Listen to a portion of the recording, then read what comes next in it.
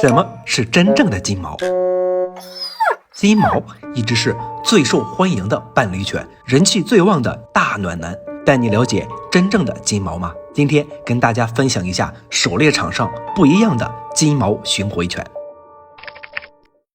这是一只正在进行巡回训练的金毛，枪响之后，它随时注意猎物的位置，等待指令出发，巡回猎物。这就是巡回犬的作用。很简单吧？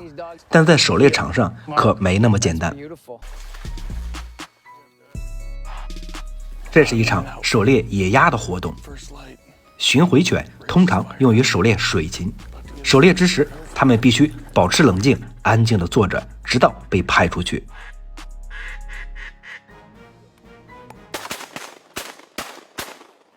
猎人准备射击之时，训练有素的狗会观察跟随射击的方向，记住每只被击落鸟儿的位置，这叫落枪，而被击落的鸟叫做标。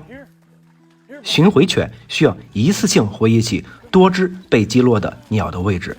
如果狗没有看到鸟的坠落，会听从猎人的手势和哨声指引，这叫做盲检。现代猎枪的发展改变了狩猎方式，猎人只需布置好诱饵，待鸟经过之时开枪射击。巡回犬是一种单猎犬，它只具备巡回的功能。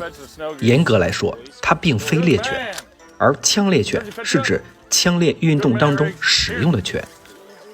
地面上是猎人们布置的诱饵模型，用来吸引鸟儿前来。在这种沼泽低地狩猎环境，水面、地面相对开阔，巡回工作还算容易。但在狩猎雉鸡、茂密草丛的环境中，巡回猎物还是有一定难度的。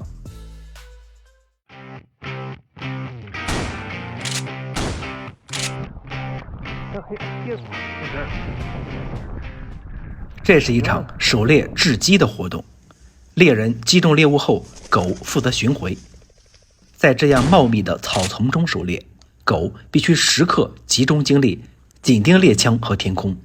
巡回犬很少负责发现和击飞猎物，它的注意力必须时刻在猎人和猎枪身上。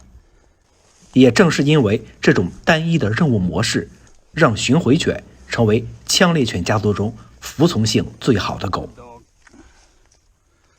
正在进行的是一场猎鸟运动，猎人正在准备猎鸟的诱饵，在鸟的栖息地通过模拟鸟的动作、扇动翅膀和制造闪光来吸引鸟儿。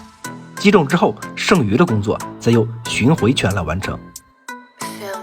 其实巡回犬的作用，简单的说就是跑腿小狗。就像一只猴